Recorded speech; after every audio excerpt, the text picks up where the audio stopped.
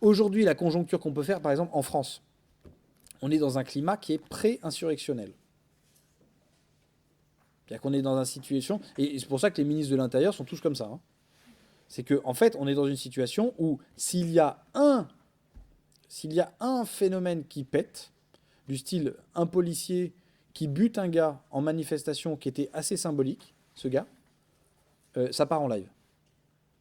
Ça part en live parce qu'il y a une corruption des politiques, etc. Ça, c'est de la conjoncture.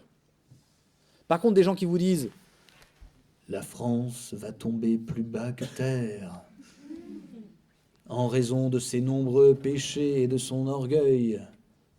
Mais la Vierge Marie, ainsi que le roi, la relèvera. Bon, là, on est sur de la clairvoyance, de la prophétie, appelez ça comme vous voulez. Bon, on est dans le phénomène paranormal. D'accord? Alors ensuite, on a la dissociation externe volontaire, la psychokénèse ou la télékinésie, la capacité à bouger les choses. Alors vous avez des vidéos, tapez sur TikTok télékinésie. Vous verrez des gens qui s'exercent à bouger des choses. Alors c'est rarement un camion.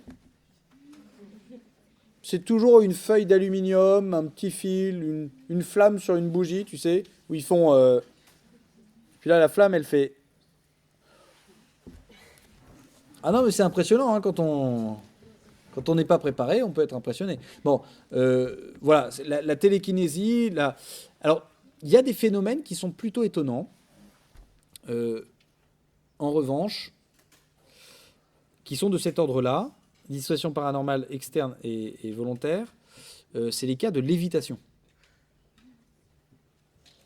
Que vous observez à la fois dans l'hindouisme, dans le christianisme, dans pas mal de religions et compagnie, où, bon, clairement, on va dire les choses, hein, la personne ne respecte plus la loi de Newton, qui consiste à être de l'attraction terrestre. C'est-à-dire qu'elle elle s'élève, et pas en devenant plus légère. Vous avez des moines bouddhistes qui sont capables aussi de soulever des poids absolument colossaux.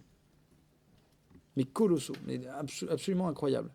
En développant une force, alors ils disent qu'ils se concentrent sur la force de l'éléphant, de machin, etc. Et en fait, ils arrivent à détruire des murs, par exemple, juste en tapant avec un poing.